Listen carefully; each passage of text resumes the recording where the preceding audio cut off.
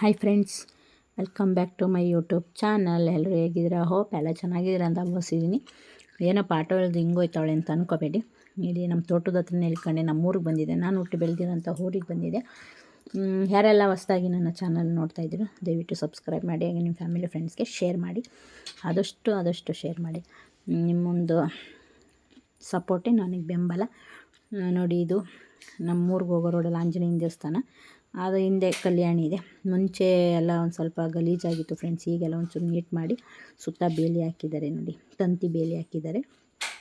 ಈಗ ಒಂಚೂರು ನೀಟಾಗಿ ಪಾರ್ಕಿಂಗ್ ಥರ ಮಾಡಿದ್ದಾರೆ. ಹಿಂದಗಡೆ ಕೂತ್ಕೊಳ್ಳೋಕ್ಕೆಲ್ಲ ಚೆನ್ನಾಗಿದೆ. ನಾವೆಲ್ಲ ಸಣ್ಣ ಮಕ್ಕಳೆಲ್ಲ ಇಲ್ಲೆಲ್ಲ ಆಟ ಆಡ್ತಿದ್ದೋ ಫ್ರೆಂಡ್ಸ್. ಮೇಕೆ ಎಲ್ಲ ಬಿಟ್ಕೊಂಡು ಇಲ್ಲ ನೋಡ್ಕೊಂಡು ರಜಾ ಮುಗೀತು ಅಂದರೆ ಅದೇ ಕೆಲಸ. ಅದು ಈರ್ಮಸ್ತಮ್ಮನ ಮರ, ಈರ್ಮಸ್ತಮ್ಮನ ಮಾಡ್ತಾರೆ ನಮ್ಮೂರ ಕಡೆ ಎಲ್ಲ. ಅಂದರೆ ನೋಡಿ, ಅಲ್ಲಿ ಕಾಣಿಸಿದೆ ಆ ಕಡೆ ನಮ್ಮ ತೋಟ. ನಾನು ಹಿಂಗಾಸಿಂದ ನಮ್ಮ ಆಂಟಿನ ಮಾತಾಡ್ಸ್ಕೊಂಡು ಹೋಗೋಣ ಅಂತ ಹಂಗೆ ಮುಂದೆ ಬಂದೆ. ಅಲ್ಲಿ ನಮ್ಮ ಆಂಟಿನ ಮನೆ ಕಟ್ಕೊಂಡವ್ರೆ, ಅದಕ್ಕೆ ಮಾತಾಡ್ಸ್ಕೊಂಡು ಹೋಗೋಣ ಅಂತ ಬಂದೆ. ಹೊಲ ಉತ್ತಿದ್ದಾರೆ ಫ್ರೆಂಡ್ಸ್, ಮಳೆ ಇಲ್ದಲೆ. ಇಷ್ಟೊತ್ತು ಖಾಲಿ ಒಂದು ಬಿತ್ತನೆ ಬಿತ್ತಬೇಕಿತ್ತು, ಮಳೆ ಇಲ್ಲದಕ್ಕೆ ರೈತರು ಸುಮ್ಮನಾಗೋವರೆ. ನೋಡಿ, ನಮ್ಮ ಆಂಟಿರು ತೊಗರಿ ಹಾಕಿದ್ದಾರೆ. ಒಳ್ಳೆ ನೆಲ ಮರುಭೂಮಿ ಥರ ಕಾಣಿಸ್ತೈತೆ ಫ್ರೆಂಡ್ಸ್. ಅಲ್ಲೇ ಮನೆ ಪಕ್ಕದಲ್ಲೇ ಹೊಲದಲ್ಲಿ ಹಾಕ್ಕೊಂಡವ್ರು ತೊಗರಿನ. ನೋಡಿ, ನಮ್ಮ ಮೇಕೆ ಮರಿಗೆ ಒಂದು ಹಾಯ್ ಹೇಳಿ.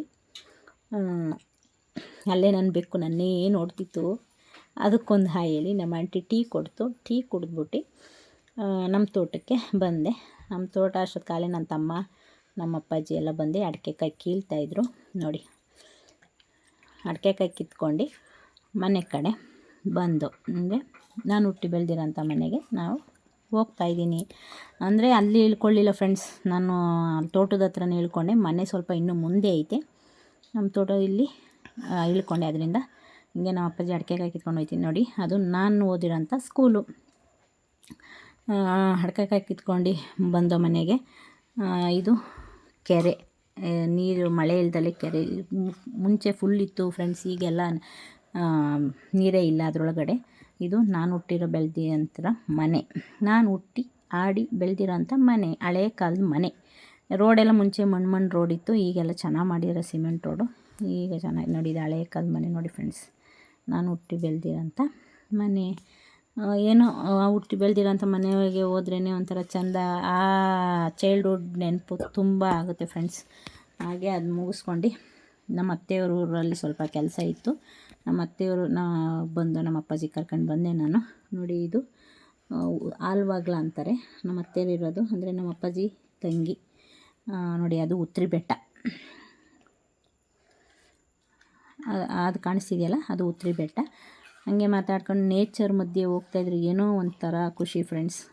ಹೊಗೆ, ಈ ಕಡೆ ಹೊಗೆ ಕೂಡ್ಕೊಂಡು, ಈ ಕಡೆ ಗಾಡಿ ಸೌಂಡು, ಎಲ್ಲರ ಮಧ್ಯೆ ಈ ಥರ ಒಂದು ನೇಚರಲ್ಲಿ ಬದುಕೋದೇ ಒಂದು ಅದೃಷ್ಟ. ಹಳ್ಳಿ ಕಡೆ ತೋಟ ಅಂದರೆ ಬೆಟ್ಟದ ಮಧ್ಯೆ ನಮ್ಮ ಅತ್ತೆಯವ್ರದ್ದು ತೋಟ ಐತೆ.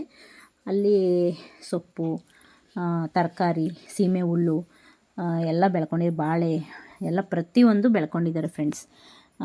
ಆ ಥರ ಇರಬೇಕು ಅಂದರೆ ಅಲ್ಲೇ ಅದ್ರ ಬಿಟ್ಟು ಬರೋಕ್ಕೆ ಮನಸ್ಸಿಲ್ಲ ನನಗೆ. ಅಷ್ಟು ಖುಷಿಯಾಗೋದು ನೇಚರ್ ನೋಡಿ. ಹಸಿರು, ಸುತ್ತ ಹಸಿರು, ಬೆಟ್ಟ ಗುಡ್ಡ, ಆ ಥರ ಬದುಕೋದೇ ಒಂದು ಏನೋ ಮನುಷ್ಯ ಪುಣ್ಯ ಮಾಡಿರಬೇಕು ಅಂತಾರಲ್ಲ, ಆ ಥರ. ನೋಡಿ, ಬಾಳೆ ಹಾಕ್ಕೊಂಡಿದ್ದಾರೆ, ಬಾಳೆ ಗಿಡ. ನೋಡಿ, ಅಲ್ಲಿ ಒಂಥರ ಶೆಡ್ ಮಾಡ್ಕೊಂಡವ್ರೆ. ಹೋದಾಗ ಇರೋಕ್ಕೆ ಶೆಡ್ ಮಾಡಿದ್ದಾರೆ ನಮ್ಮ ಅತ್ತೆಯವರು. ಹೊಲದಲ್ಲಿ ಗಿಡ ಎಲ್ಲ ಹಾಕೊಂಡ್ರೆ ನಮ್ಮ ಅತ್ತೆ ಏನೇ ವೀಡಿಯೋ ಮಾಡ್ತಿದ್ದೀಯಾ ಅಂತ ಬೈತಿತ್ತು. ಆದ್ದರಿಂದ ಮತ್ತೆ ತಮಾಷೆ ಮಾಡ್ಕೊಂಡು ಮತ್ತೆ ಡೈಲಿ ವ್ಲಾಗ್ ಅಂದಿಗೆ ನಾಳೆ ಸಿಗೋಣ. ಬಾಯ್.